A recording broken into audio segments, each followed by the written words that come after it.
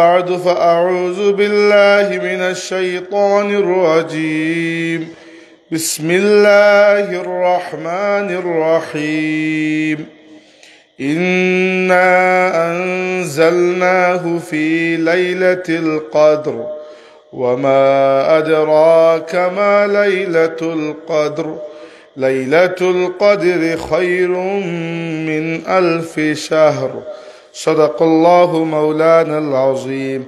درود شريف পড়ুন সাল্লাল্লাহু আলা সাইয়্যিদিনা ওয়া মাওলানা মুহাম্মদ ওয়া আলা আলিহি ওয়া আসহাবিহি ওয়া সাল্লাম। সাল্লাল্লাহু আলা সাইয়্যিদিনা ওয়া মাওলানা মুহাম্মদ ওয়া আলা আলিহি ওয়া আসহাবিহি ওয়া সাল্লাম। কচুয়া বহর এলাকাবাসীর উদ্যোগে গ্রামের মধ্যে গানের রিসালাত সওয়াবের জন্য আজকের এই ওয়াজ মাহফিলে উপস্থিত সম্মানিত সভাপতি মোহতারাম উলামায়ে কেরাম, সম্মানিত হাজিরিন, আল্লাহ পাকের অশেষ শুকরিয়া আদায় করি। আল্লাহ পাক আমাদেরকে মাহফিলে শরীক হওয়ার তৌফিক দিয়েছেন, আলহামদুলিল্লাহ। আলী রাদিয়াল্লাহু আনহুর একটা কথা প্রায়ই আমার মনে হয়, সাইয়্যিদুনা আলী ইবনে আবি তালিব রাদিয়াল্লাহু আনহু বলেছিলেন, আরিফতু রব্বি বিফাসকিল আজাইম। আমার পরিকল্পনা নষ্ট হওয়ার কারণে আমি আল্লাহর পরিচয় পেয়েছি। এটি একটি মাহফিল যখন সাজানো হয়, প্রথম থেকে শেষ পর্যন্ত অনেক পরিকল্পনা, অনেক পরিশ্রম যারা করেন তারা বুঝেন। কিন্তু কোনো পরিকল্পনাই, মানুষের কোনো পরিকল্পনাই কখনো ফুলপ্রুফ হয় না, ওয়াটার টাইট হয় না। আমাকে বলেছিলেন ওনারা 10টার মধ্যে আসলে, আমি 10টার মধ্যে এসেছি। এসে দেখেছি উনিও বসে আছেন, ভাইজান সাহেব বসে আছেন, আমাকে বলছেন খেতে চলে আসেন, খেতে গেছি। এখন আরেকটা জায়গায় সমস্যা হয়েছে, যেটা না আমি অপেক্ষা করতাম উনার জন্য, উনি শেষ করা পর্যন্ত। কিন্তু মোগলাবাজার একটা মাহফিল আজকে অনেক বড় তাদের, এখানে একটাই মাহফিল হয়। সেখানে ছোটো সাহেব মনে হয় প্রধান অতিথি ছিলেন, ছোটো সাহেব মিস করে সেদিন আসতে পারেন নাই। এখন তারা অস্থির দেওয়ানা হয়ে গেছে একেবারে। তারা সরকারি মাঠ থেকে অনুমতি নিয়েছে রাত 12টা পর্যন্ত, এরপরে আর 1 মিনিটও থাকতে পারবে না। এখন তাদের যে কোনোভাবে গিয়ে ধরতে হবে। তো এই জন্য মাহফিলের কোরআন নষ্ট করাটা, এটা আমিও পছন্দ করি না, আর আমার কারো যে অন্য নষ্ট হোক সেটাও আমি পছন্দ করি না। কিন্তু এখন আজকেরটা যে একটু হজবরলা লেগে গেল, এটা মোটেও আপনাদের কমিটির দোষ না, আমাদেরও কারোর দোষ না। এটা হয়ে গেছে। মাঝে মধ্যে আল্লাহ রাব্বুল আলামিন এরকম করেন যেন আমরা বুঝতে পারি যে আমরা ফাআলুল লিমা ইউরিদ নই, আল্লাহ হচ্ছেন ফাআলুল লিমা ইউরিদ। আপনারা মুজাদ্দিদ আলফে সানি রহমতুল্লাহি আলাইহির নাম শুনেছেন। শায়েখ আহমদ সিরহিন্দি মুজাদ্দিদ আলফে সানি হচ্ছেন আমাদের তরিকারই পূর্বসূরি একজন বুজুর্গ। মুজাদ্দিদ আলফে সানি রহমতুল্লাহি আলাইহির একজন শাগরিদ ছিলেন। তিনি একবার মুজাদ্দিদ আলফে সানি রহমতুল্লাহি আলাইহির কাছে আরজ করলেন, শায়েখ আমি আপনার খেদমত থেকে চলে যাব, আমাকে একটা নসিহত করেন যেটা আমি সারা জিন্দগি মনে রাখতে পারি। মুজাদ্দিদ আলফে সানি রহমতুল্লাহি আলাইহি বড় আশ্চর্য একটা নসিহত করলেন। বললেন যে তুমি কখনো আল্লাহ হতে যাবে না, আর কখনো নবী হতে যাবে না। বুঝতে পারছো? ওই ব্যক্তি বলেন, জি না, কিছুই বুঝতে পারেন। এটা অর্থ কি? আল্লাহ হতে যাবে না মানে কি? আমি তো চাইলেই তো আল্লাহ হতে পারবো না, এরকম তো কোনো পরীক্ষা নাই যে দিলে খোদা হওয়া যায়। এর অর্থ কি? বা নবীও তো, সাধারণ মানুষ তো আর কোনো পরীক্ষায় অংশগ্রহণ করে নবী হতে পারে না। তিনি বললেন যে এটা অনেকেই বুঝে না, না বুঝেই এই কাজগুলো করে। কি জন্য? কারণ এই গুণটা একমাত্র আল্লাহ রাব্বুল আলামিনের, যে তিনি যা চান সেটি হয়। যদি তুমি তোমার জীবনে এইরকম কোনো শর্ত রাখো যে আমি যা চাই তা হতে হবে, তার মানে পরোক্ষভাবে তুমি নিজেকে খোদা দাবি করছো। এই জন্য কখনোই শর্ত লাগাবেন না। আপনার প্রত্যেকটা পরিকল্পনা সফল হবে। জীবনে কয়েকটা পরিকল্পনা প্রত্যেকের ব্যর্থ হয়, একজন আছেন যার ইচ্ছা কখনো ব্যর্থ হয় না, তিনি হচ্ছেন আল্লাহ রাব্বুল আলামিন। 2 নম্বরে, কখনো নবী হবে না, এর অর্থ হচ্ছে এটি একমাত্র নবীর শান যে যে ব্যক্তি নবীর কথার বিপরীত যাবে সে কাফির হয়ে যাবে। তোমার শান এটি নয়। দুনিয়াতে হাজার মানুষ তোমার কথা উল্টাইতে পারে, কেউ কাফির হবে না। তাই তুমি যদি এই শর্ত দিয়ে দাও যে আমি ফতোয়া দিলাম মানলো না, কাফির হয়ে গেছে, জি না, বিষয়টা এত সোজা না। তোমার ফতোয়ার উল্টা আরো 4টা ফতোয়া আর কেউ একটু হাজির করে ফেলবে। অতএব কখনোই আমরা এটি মনে করব না যে আমাদের সব চাওয়া পূর্ণ হবে, কখনোই এটি মনে করব না যে আমাদের পক্ষে সবাই কথা বলবে, বিপক্ষেও বলতে পারে, আমাদের চাওয়াও অপূর্ণ থাকতে পারে। এতে দুনিয়াবী জীবনে আমাদের আসলে অন্যকে দোষারোপ করার চাইতে নিজেদের সময়টুকুকে কিভাবে কাজে লাগানো যায় সেটা দেখা দরকার। আমি খুবই দুঃখিত ভাইয়ের কাছেও যে ওনার সময় নষ্ট করছি, দ্বিতীয়ত আপনাদের কাছেও আমি 20 মিনিটের উপরে, আবার 11টার সময় যে কোনোভাবে আমাকে ছাড়তে হবে মাইক, এট এনি কস্ট, কারণ ওইখানে 11:30টাতে পৌঁছাতে না পারলে আধা ঘন্টা ওখানেও বসতে পারবো না। যেটি বলছিলাম, আমরা হচ্ছি উম্মতে আখিরুজ্জামান, শেষ যুগের উম্মত।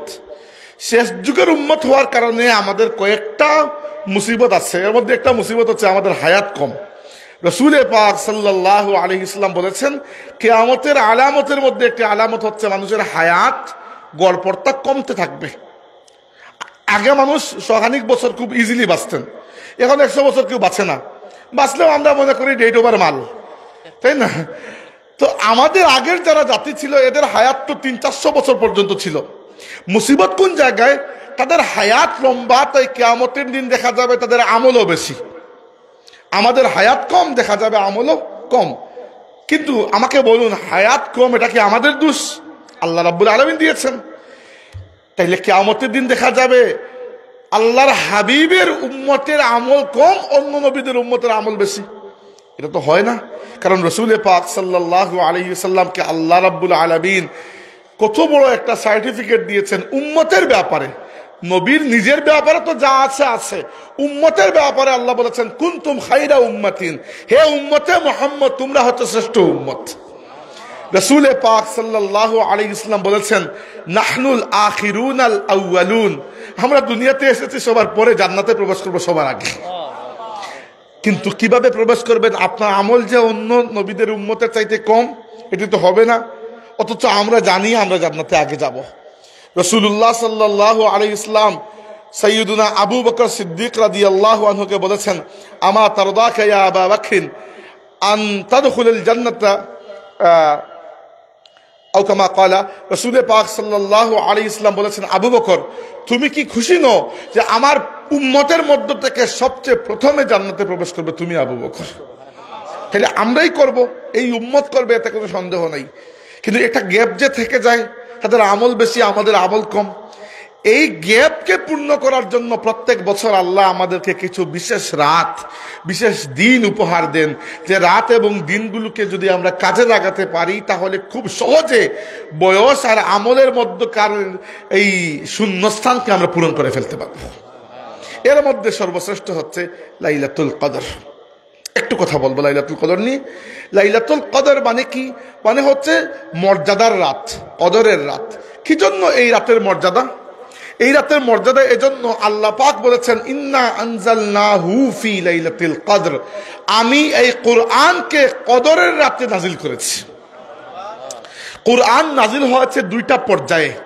একটা পর্যায়ে লাউহে মাহফুজ থেকে যে কোনো এক কদরের রাতে, আল্লাহর পছন্দ মতো আল্লাহ যে কোনো একটা কদরের রাতে দুনিয়ার আসমান পর্যন্ত কোরআন শরীফকে একসাথে নাজিল করে দিয়েছেন। আর আমাদের নবী সাল্লাল্লাহু আলাইহি সাল্লামের 23 বছর যে রিসালাতি জিন্দেগি, যে দাওয়াতি জীবন, এই সময় যখন যতটুকু প্রয়োজন হয়েছে আল্লাহ জিব্রাইলকে বলেছেন, জিব্রাইল রাসূলুল্লাহকে ওইখান থেকে এনে দিয়ে দিয়েছেন। তাইলে কোরআন একমাত্র কিতাব যেটা শুধু কিতাব নয়, অন্য সব আসমানি কিতাব শুধু আল্লাহর কিতাব। কোরআন আল্লাহর কিতাব এবং আল্লাহর কালাম। কোরআন আল্লাহর কিতাব কি জন্য? কারণ আল্লাহ এটাকে লিখে রেখেছেন ফি লাউহে মাহফুজ, লৌহে মাহফুজের মধ্যে। আর আল্লাহর কালাম কি জন্য? কারণ আল্লাহ লিখে পাঠান নাই। আল্লাহ রাব্বুল আলামিন বলেছেন, জিব্রাইল শুনেছেন, জিব্রাইল তিলাওয়াত করেছেন, রাসূলুল্লাহ শুনেছেন, রাসূলুল্লাহ করেছেন, সাহাবা কেরাম শুনেছেন। এভাবে পড়া এবং শোনার মাধ্যমে কোরআনে কারীমের বিশুদ্ধ তিলাওয়াত আমাদের কাছে এসে পৌঁছে গেছে আলহামদুলিল্লাহ। কেউ বিকৃত করতে পারে নাই, কেউ পারে নাই। হাজিরিন, যিনি বলছিলাম এই কদরের রাত মর্যাদা বান হয়েছে কোরআন শরীফের মর্যাদার কারণে। আর কোরআন শরীফের মর্যাদার কারণে কদরের রাতের মর্যাদা এই পর্যায়ে পৌঁছে গেছে। আল্লাহ তাবারাকা ওয়া তাআলা বলেছেন লাইলাতুল কদরি খায়রুম মিন আলফি শাহরিন, লাইলাতুল কদর এই এক রাতের মর্যাদা 1000 মাসের চেয়ে উত্তম। মানে এই এক রাতের ইবাদত আপনার আমলনামায় এক হিসাবে লেখা হবে না, 1000 মাসের চাইতে বেশি কন্টিনিউয়াস আমল হিসাবে লেখা হবে। এবার আমাকে বলুন, কেউ যদি তার জীবনে 10টা লাইলাতুল কদর আল্লাহর কাছে কবুল করায় ফেলতে পারে, কিয়ামতের দিন তার নেকির পাল্লা ভারী না হওয়ার তো কোনো কারণ নাই, তাই না? তাই আমাদেরকে এই সকল রাত কাজে লাগাতে হবে। লাইলাতুল কদর কি সেটা তো বুঝলাম। একটা সতর্ক বার্তা আল্লাহ নবী দিয়েছেন, বলেছেন মান হরিমা ফাকাদ হরিমা, যে লাইলাতুল কদরকে মিস করলো সে আল্লাহর তামাম রহমতকে মিস করলো। তাই মিস করা যাবে না। যে অবহেলায় অযত্নে লাইলাতুল কদরকে হেলায় ফেলায় কাটিয়ে দিল, কাজে লাগাতে পারলো না, রবকে রাজি করাতে পারলো না, সে আল্লাহর তামাম নিয়ামত, রমজানের তামাম নিয়ামত থেকে বঞ্চিত হয়ে গেল। এটা রাসূলুল্লাহর কথা। তাইলে যে রাত একদিকে এত মর্যাদাবান, অপরদিকে যে রাতের ব্যাপারে এত সেন্সিটিভ মামলা, যে এই রাতকে মিস করলে, এই রাতকে অবহেলায় ফেলে দিলে সব অবহেলা চলে যাবে, সেই রাত কখন? রাসূল পাক সাল্লাল্লাহু আলাইহি সাল্লামের স্পষ্ট সহিহ হাদিস রয়েছে, রমজান মাসের, ভালো করে শুনেন, রমজান মাসের শেষ যে 10টা রাত আছে, 5টা জুর রাত, 5টা বেজুর রাত, এই 5 বেজুর রাতের মধ্যে লাইলাতুল কদর রয়েছে। বুঝতে পেরেছেন? 5 বেজুর রাত কোনটা? প্রথমে বুঝেন, ইসলামী শরীয়তের হিসাব হচ্ছে রাত আগে দিন পরে। এজন্য আমরা তারাবি আগে পড়ি, রোজা পরে রাখি, রাত আগে আসে, তাই না? তো লাইলাতুল কদরের রাত কোনগুলা? 21-এর রাত, 23-এর রাত, 25-এর রাত, 27-এর রাত, 29-এর রাত। এই 5 রাতের মধ্যে আপনি লাইলাতুল কদরকে তালাশ করবেন। আমাদের এখানে আমভাবে 27 রমজানের ব্যাপারে আমরা 27-এর রাতে কদর পালন করি, ঠিক আছে, এটা শুদ্ধ, এটা ভুল নয়, এটা ভুল নয়। এরকম হাদিস রয়েছে সহিহ মুসলিম শরীফের মধ্যে, উবাই ইবনে কাব রাদিয়াল্লাহু আনহু বলেছেন যে আল্লাহর নবী আমাকে নিজে বলেছেন কদর হচ্ছে 27-এর রাতে। কিন্তু যেহেতু আল্লাহর নবী অপরদিকে বলেছেন ওই 5 রাতের মধ্যে যে কোনো রাতে লাইলাতুল কদর থাকতে পারে, তাই কিছু সংখ্যক উলামায়ে কেরাম বলেছেন আল্লাহ পাক প্রত্যেক বছর একই রাতে কদর নাও দিতে পারেন, এই 5-এর মধ্যে আল্লাহ হয়তো ঘুরান। তাইলে এই 5-এ আপনাকে সামান্য সামান্য কিছু করে রাখতে হবে, তাইলে লাইলাতুল কদর আর মিস হওয়ার সম্ভাবনা নাই। প্রশ্ন আছে কি করব? আমাদের মা আয়েশা সিদ্দিকা রাদিয়াল্লাহু আনহা আল্লাহর নবীকে জিজ্ঞেস করলেন, ইয়া রাসূলুল্লাহ, যদি কদর আমি পেয়ে যাই বা কদর তালাশ করতে হয়, করব কিভাবে? বা কদর পেয়ে গেলাম, আমল কি করব? একটা বিশেষ আমল আল্লাহ নবী শিখিয়ে দিয়েছেন, বাদ বাকি আমল করবেন ওগুলা নফলের হিসাবে। কদরের বিশেষ আমল আল্লাহ নবী শিখিয়ে দিয়েছেন, বলেছেন যখন তুমি লাইলাতুল কদর পাবে, কদরের রাতে পৌঁছাবে, বিশেষ করে আল্লাহর কাছে এই দোয়াটি করবে, আল্লাহুম্মা ইন্নাকা আফুউন তুহিব্বুল আফওয়া ফা'ফু আন্নী। আমি আবার বলছি, অর্থের দিকে খেয়াল করুন, অর্থ না বুঝলে দোয়াতে মজা পাওয়া যায় না। আল্লাহুম্মা ইন্নাকা আফুউন, হে আল্লাহ তুমি ক্ষমাশীল, তুহিব্বুল আফওয়া, ক্ষমা করা তোমার কাছে বড় পছন্দনীয়, তুমি ক্ষমা করতে পছন্দ করো, ফা'ফু আন্নী, অতএব আমাকে ক্ষমা করে দাও। একা হলে বলবেন ফা'ফু আন্নী, আর কয়েকজন একসাথে মিলে দোয়া করলে বলবেন ফা'ফু আন্না। ফা'ফু আন্নী মানে হচ্ছে আমাকে মাফ করে দাও, ফা'ফু আন্না মানে হচ্ছে আমাদের সবাইকে মাফ করে দাও। তো এই দোয়াটি হচ্ছে কদরের বিশেষ দোয়া। এছাড়া লাইলাতুল কদরে তো আর নফল রোজা রাখার সুযোগ নাই, কারণ হচ্ছে ওই সময় ফরজ রোজার সময় চলে। তাইলে নফলের মধ্যে আপনি কি করতে পারেন? 3টা কাজ তো বিশেষ করে করতে পারেন। নফল নামাজ পড়তে পারেন এবং পড়বেন, নফল তিলাওয়াত করতে পারেন, নফল তিলাওয়াত মানে কি, তিলাওয়াত এমনি তো নফল, আর সদকা খায়রাত করতে পারেন, বেশি করে করবেন। আর ওই এক রাতের উপর, 27-এর রাতের উপর হেলাইন দিয়ে বসে গেলেন আর বাকি 5 রাত খালি ফেসবুকিং, এটা যেন না হয়। প্রত্যেক বেজুর রাতে কিছু না কিছু আমল করে রাখবেন। বাই চান্স যদি লেগে যায় ওই রাতে লাইলাতুল কদর, তাহলে তো আপনার ভাগ্য খুলে গেল। বুঝতে পেরেছেন? কমসে কম কিয়ামুল লাইল বা তাহাজ্জুদ 8টা রাকাত, কিছু নফল নামাজ, কিছু কোরআন শরীফ 1টা পারা তিলাওয়াত, কিছু দোয়া দুরুদ, আর বিশেষ করে দোয়া করবেন আল্লাহর কাছে, বিশেষ করে দোয়া করবেন। তো কদর তো গেল, আরো একটি রাতের কথা বলবো। আর একটি রাত এই মাসেই আছে, যে রাতকে আমরা শবে বরাত নামে আমভাবে চিনি। হাদিসে এসেছে লাইলাতুন নিসফি মিন শাবান, শাবান মাসের মধ্যরাত। মধ্যরাত বলতে আবার বুঝাই দেয়, ওই যে 14 তারিখ চলে যাওয়ার পরে আর 15 তারিখ চলে আসার আগে, ওই মাঝখানে যে রাত আছে না, ওইটা হচ্ছে শবে বরাত। ওইটা হিসাব করা লাগবে না, পত্র পত্রিকায় এমনিতেই দেখবেন কোন দিন শবে বরাত। শবে বরাতের কাহিনীটা কি? আল্লাহর নবী বলেছেন, ইন্নাল্লাহা লা ইয়াত্তালিউ ফি লাইলাতিন নিসফি মিন শাবান ফায়াগফিরু লিজামিই খালকিহি ইল্লা লিমুশরিকিন আও মুশাহিদ। এই যে শাবান মাসের মধ্যরাত, এই রাতে আল্লাহ তার পুরো সৃষ্টির দিকে দয়ার নজর দেন। আর যে ব্যক্তি আল্লাহর সাথে শিরিক করে, আর যে ব্যক্তি অন্যের ব্যাপারে মনের মধ্যে হিংসা পোষণ করে, অন্যের ভালো দেখতে পারে না, অন্যের ভালো দেখলে মন বেজার হয়ে যায়, মন চায় খালি অন্যের ক্ষতি হোক, আছে না এরকম মানুষ? এই দুই ধরনের মানুষ, যে আল্লাহর সাথে শিরিক করে আর যে মানুষের ব্যাপারে অন্তরে বিদ্বেষ পোষণ করে, এই দুই কিসিমের মানুষ ছাড়া আল্লাহ তার তাম মুমিন বান্দাদেরকে ওই রাতে মাফ করে দেন। মর্যাদার রাত না, মর্যাদা। কিন্তু একটা কিন্তু আছে এখানে, কিন্তু হচ্ছে শবে বরাতের নামে আমাদের সমাজে অনেক ইবাদত প্রচলিত, যে শবে বরাতের ইবাদত। শবে বরাতের আলাদা কোনো নামাজ নাই, এটা বুঝে নেন প্রথমে। শবে বরাতের নিয়তে আলাদা কোনো নামাজ নাই। তাইলে এ রাতে আপনি কি করবেন? নফল নামাজ পড়বেন। বুঝতে পেরেছেন? শবে বরাতের নামাজ দিয়ে আমি কি বুঝাচ্ছি? ধরেন ঈদের নিজস্ব নামাজ আছে, ঈদের দিন 2 রাকাত নামাজ পড়ি না, ওটা ওয়াজিব। আপনি ফজরের নামাজ পড়ে ঘুমিয়ে রইলেন আর জোহরের সময় উঠলেন, ঈদ আদায় হবে না। কিন্তু ঈদের নামাজ ওয়াজিব পড়তে হবে, ওটা ঈদের নিজস্ব নামাজ। এরকম জুম্মার নিজস্ব নামাজ আছে। জোহরের 4 রাকাত থেকে আল্লাহ 2 রাকাতকে জুম্মার নামাজ হিসাবে আমাদেরকে দিয়েছেন, তো জুমার নামাজ পড়তে হবে। জোহরেরটা পড়লে জুমার নামাজের ফরজ আদায় হবে না। কিন্তু এইভাবে আপনি যদি মনে করেন শবে বরাতের নিয়তে নিজস্ব কোনো নামাজ আছে, এটা ভুল। শবে বরাতের কোনো নামাজ নাই, সবই নফল নামাজ। অনেক সময় আপনি অনেক বইয়ে লেখা দেখতে পারেন এটা শবে বরাতের নামাজ। বিষয়টা হচ্ছে এরকম, কোনো বুজুর্গ এরকম কোনো নামাজ পড়েছেন, ফায়দা পেয়েছেন, তিনি লিখে দিয়েছেন। কিন্তু এইটা এরকম নয় যে সবার জন্য। সবার জন্য শরীয়ত সেটি যেটি রাসূলুল্লাহ সাল্লাল্লাহু আলাইহি ওয়াসাল্লাম উম্মতকে দিয়ে গেছেন। তাহলে শবে বরাতের রাতে কি করবেন? নফল নামাজ পড়বেন, নফলের নিয়তে তিলাওয়াত করবেন, দোয়া দুরুদ তাসবিহ তাহলিল সদকা খেরাত। একটা রিওয়ায়াত আছে, ওই রাতে রাসূল পাক সাল্লাল্লাহু আলাইহি ওয়াসাল্লাম জান্নাতুল বকি কবরস্থান জিয়ারত করেছেন। অতএব আপনার নিজের মা বাবা আত্মীয় স্বজনের জিয়ারত করতে পারবেন। যেটা করবেন না সেটা হচ্ছে আন্দাজি খালি দুনিয়ার আলো বাতি জ্বালিয়ে হই হুল্লোড় করবেন না।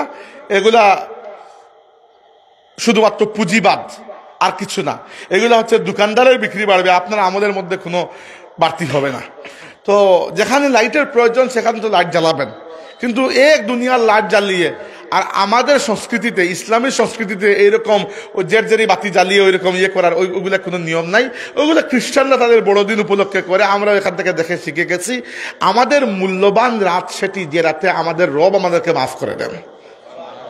আপনি জানেন না, ইমাম সৈয়দ আব্দুল কাদের জিলানী রহমতুল্লাহি আলাইহি, যাকে আমরা বড় পীর নামে চিনি, আব্দুল কাদের জিলানী রহমতুল্লাহি আলাইহির কাছে একবার এক ব্যক্তি দৌড়ে এসে বলল যে, হযরত, ঈদের চাঁদ দেখা গেছে, কাল ঈদ। তিনি বললেন, তিনি তখন কোনো রিয়েক্ট করছিলেন না, বসে আছেন। সে বলল, আপনাকে আমি এত খুশির সংবাদ দিলাম, কাল ঈদ, আর আপনার মধ্যে কোনো ভাবলেস নাই। তিনি বললেন, আব্দুল কাদিরের জন্য সেই দিন ঈদ হবে যেদিন আব্দুল কাদির তার ঈমান বাঁচিয়ে আল্লাহর কাছে চলে যেতে পারবে। আল্লাহর এত বড় ওলিরা তাদের নিজেদের ব্যাপারে সতর্ক থাকেন। আর আমরা একবার ঈমান আনার পরে মনে করি কামিল মুমিন হয়ে গেছে। কামিল মুমিন হওয়ার জন্য পরিশ্রম লাগে, একদিনে কেউ আবু বকর সিদ্দিক হয় না। তাই আমরা এই মেহনতগুলা করা উচিত। যেহেতু হায়াত কম আমাদের, তাই ওই রকম বুনাস রাতগুলোকে আমাদেরকে কাজে লাগাতে হবে বেশি করে। তাই শবে বরাতের রাতেগুলো করবেন। একটা আমল আমি শিখিয়ে দিই, সেটা করতে পারে, সেটা শবে বরাতের নামাজ নয়, অন্য নামাজ, কিন্তু শবে বরাতের রাতে আপনি ট্রাই করতে পারেন। রাসূল পাক সাল্লাল্লাহু আলাইহি ওয়াসাল্লাম তার চাচা আব্বাস রাদিয়াল্লাহু আনহুকে হাতে ধরে বলেছেন, চাচা, আমি আপনাকে বড় মহব্বত করি, আর এজন্য আমি আপনাকে একটা আমল শিখিয়ে দিচ্ছি। এই বলে আল্লাহর নবী একটা নামাজ শিখিয়েছেন, যে নামাজকে আমরা সালাতুত তাসবিহ বলি। অনেকেই সালাতুত তাসবিহ নামাজ পারেন। যদি পারেন তাইলে কদরের রাতে বা ওই শবে বরাতের রাতে এরকম মুতাবাররক যে রাতগুলো আছে, ওই রাতগুলোতে আপনি এরকম এই নামাজটি আদায় করার চেষ্টা করবেন। এই নামাজটি অত্যন্ত বরকতময়। কিতাবে এসেছে, ওলামায়ে কেরাম বলেছেন যে যার সামর্থ্য আছে সে যেন প্রত্যেক দিন এটা আদায় করে এই নামাজ। যার সামর্থ্য নাই সে যেন সপ্তাহে একবার, না পারলে মাসে একবার, না পারলে বছরে একবার, না পারলে সারা জীবনে অন্ততপক্ষে একবার এই নামাজ আদায় করা উচিত। নামাজটির নাম হচ্ছে সালাতুত তাসবিহ। কাহিনী কি আমি একটু বলি। আল্লাহর নবী বলেছেন চারটা বাক্য আছে যেগুলো আল্লাহর কাছে বড় মহব্বতের বাক্য, আল্লাহর বড় পছন্দ। কি কি চারটা বাক্য? সুবহানাল্লাহ, আলহামদুলিল্লাহ, লা ইলাহা ইল্লাল্লাহ, আল্লাহু আকবার। ধরেন এই চারটা হচ্ছে চারটা মণিমুক্তা, আর আল্লাহর নবী এগুলোকে মিলিয়ে একটা গলার হার বানিয়ে দিয়েছেন, এক তাসবিহ বানিয়েছেন, সুবহানাল্লাহি ওয়াল হামদুলিল্লাহি ওয়া লা ইলাহা ইল্লাল্লাহু আল্লাহু আকবার। ওই যে তাসবিহ আছে, 4 রাকাতের নামাজ সালাতুত তাসবিহ 2 রাকাত করে আদায় করবেন, প্রত্যেক রাকাতে 75 বার করে এই তাসবিহ আদায় করবেন। 4 রাকাতে 4 75 300 বার। বুঝতে পেরেছেন? নিয়ম অনেকগুলো আছে পড়ার, আমি একটা শিখিয়ে দিই, সবগুলা শেখালে আবার পেছ লেগে যাবে। আমরা হানাফিরা যেভাবে পড়ি ওটা শিখিয়ে দিই, বাদ বাকি আর অধিক জানতে চাইলে পরবর্তীতে জানবেন। এই নামাজ পড়ার নিয়ম হচ্ছে, আপনি 2 রাকাত করে সালাতুত তাসবিহ আদায় করবেন। প্রথম রাকাতে 1 রাকাতের যেরকম নিয়ম, প্রত্যেক রাকাতের সেম নিয়ম 1 রাকাত শিখে গেলেই বুঝতে পারবেন। আপনি আল্লাহু আকবার বলে তাকবীরে তাহরিমা বাঁধবেন, এরপরে ওই যে তাসবিহ সুবহানাল্লাহি ওয়াল হামদুলিল্লাহি ওয়া লা ইলাহা ইল্লাল্লাহু আল্লাহু আকবার, এই তাসবিহ পড়বেন 15 বার।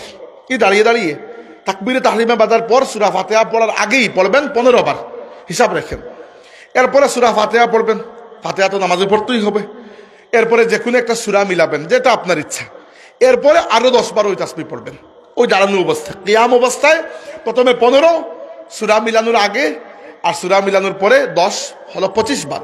আল্লাহু আকবার বলে রুকুতে যাবেন, রুকুর তাসবিহ পড়বেন, সুবহান রাব্বিল আযীম 3 বার পড়ার 3 বার পড়বেন। এরপরে ওই তাসবিহ 10 বার, ওই যে তাসবিহ 10 বার হলো 35 বার। সামি আল্লাহু লিমান হামিদা বলে উঠে দাঁড়াবেন, রব্বানা লাকাল হামদ বলে ওই তাসবিহ আরো 10 বার। ওই সময় হাত বাঁধবেন না, ওই সময় অনেকে হাত বাঁধে, ওইটা বিদআত। ওই সময় হাত ছাড়া থাকতে হবে। রুকু থেকে উঠে হাত বাঁধা বিদআত, রুকু থেকে উঠে হাত ছেড়ে রাখতে হবে। ওই সময় 10 বার পাঠ করবেন, তাইলে হইল 45 বার। আল্লাহু আকবার বলে প্রথম সেজদায় যাবেন, সেজদার তাসবিহ পড়বেন। সেজদার তাসবিহ পড়ার পরে আরো 10 বার, হইল 55 বার।